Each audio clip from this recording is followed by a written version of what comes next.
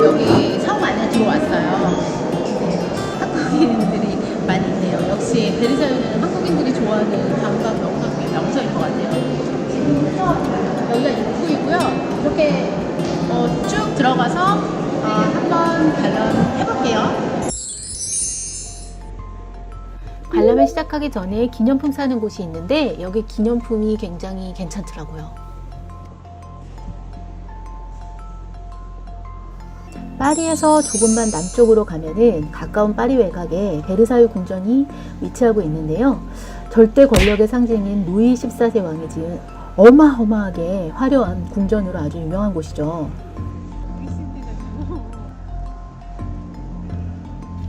여기가 이렇게 화려하게 만들어지기까지는 오랜 시간이 걸렸는데 원래 이곳은 루이 13세가 사냥터를 지으려고 지시해서 생긴 곳이에요. 절대 어떤 왕권의 상징 중에 상징인 세계에서도 유일한 그런 곳이라고 해요. 그 이후에 루이 14세가 물려받으면서 약 50년 동안 끊임없이 증축하고 공사를 해서 드디어 유럽에서 가장 화려하고 큰 궁전으로 재탄생하게 되었다고 합니다. 지금 이곳은 마리 앙뚜아네트가 살았던 곳이고요. 정말 너무 화려하고 진짜 예쁘네요. 이 엄청난 공사를 마치고요. 루이 14세는 내각과 궁정을 베르사유로 지정을 하게 돼요. 저 천장을 보세요.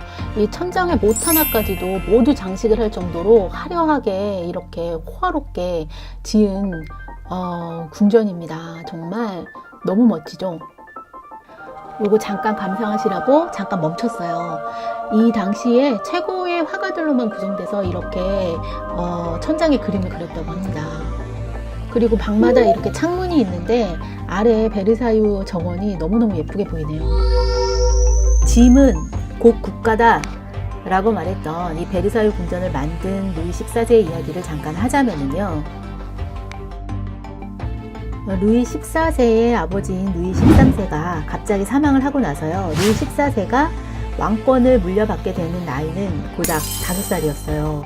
그래서 이 루이 14세는 너무 어렸기 때문에 그 당시에 추기경이었던 마지랭이 이 왕권을 강화하기 위해서 상당히 노력을 많이 했다고 하네요. 그런데 귀족들이 가만히 안 있죠. 귀족들의 반란으로 인해서 왕권은 당시에 아예 땅바닥으로 떨어지게 되었대요. 그 후에 루이 14세가 23살이 되던 해에 이 마지랑도 사망을 하게 되고요. 루이 14세는 그 이후에 왕권을 엄청나게 강화하기 위해서 33년 동안 5번의 전쟁을 치렀어요. 또 이 귀족들이 가만히 안 있죠. 당연히 전쟁을 막대한 그 국가 재정에 들어가게 되니까 반란을 계속하게 되었고요. 이에 맞서자고 이 루이 14세가 바로 이 베르사유 궁전을 증축해서 왕의 권력을 과시하면서 절대 왕권으로 키우면서 이때 유럽에서 가장 화려한 궁전 루이 14세의 절대 왕권이 최절정에 올랐다고 합니다. 이때 귀족들과 대신들, 궁전에서 일하는 사람들을 모두 합치면 약 10,000명에 이르는 사람들이 이곳에 살고 있었다고 하네요.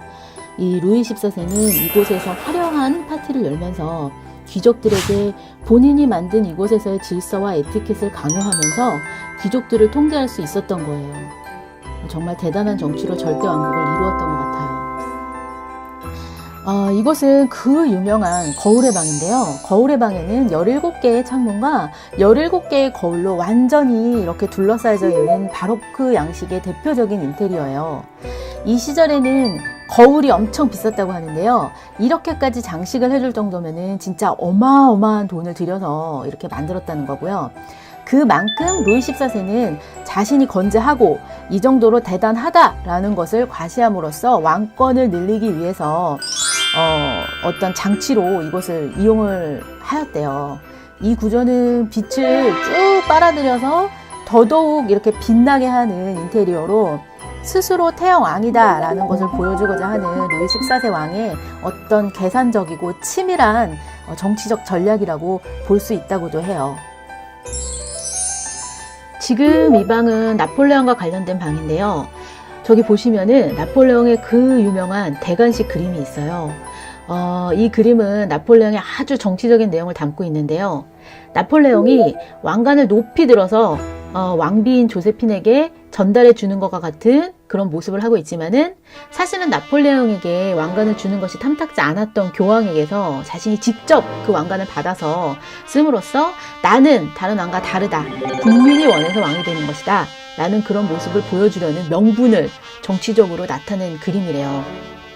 그리고 또 여기에는 이 그림을 그렸던 화가가 교황이 또 아무것도 안 하는 모습을 그리기에는 부담이 되니까 나폴레옹이 스스로 왕관을 쓰는 모습을 왕비에게 전달해 주는 것과 같은 그런 착시로 그렸던 거라고 하네요.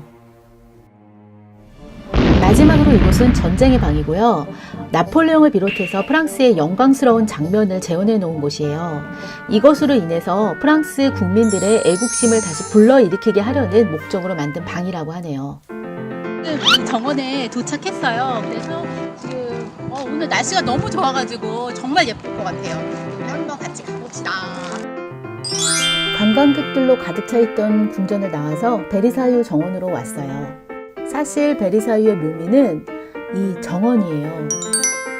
이 정원이 워낙 크고 넓기 때문에 관광객들이 아무리 많아도 이렇게 탁 트인 느낌이 들어요.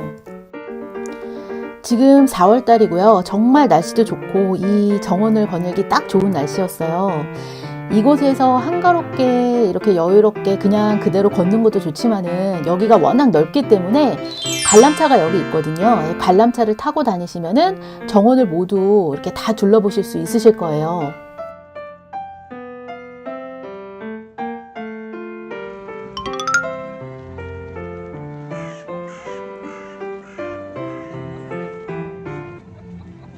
음악 소리 지금 들리세요?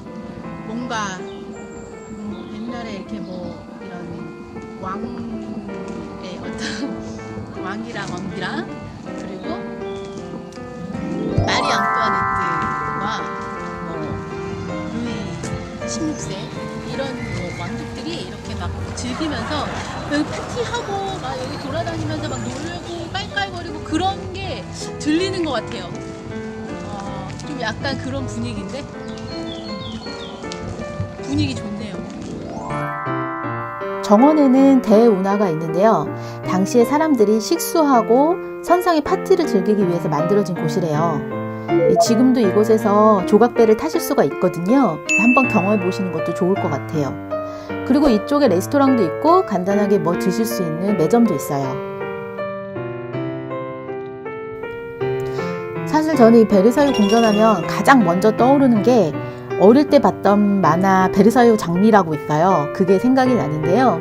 정말 재밌게 봤었어요. 근데 이 만화의 배경이 된 이 베르사유 궁전에 와서 이 정원을 걷다 보니까 감동이네요.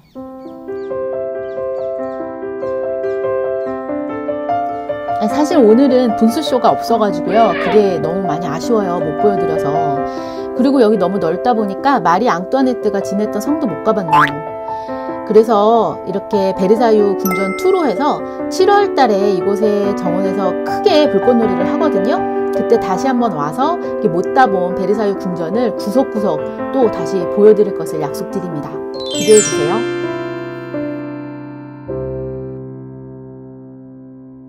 자, 지금까지 베르사유 궁전에서 궁전도 함께 보시고 여기 야외에 나와서 공원도 함께 같이 보셨는데 어떠셨어요? 영상 재밌게 보셨으면 좋겠네요. 다음 편을 또 기대해주세요. 안녕.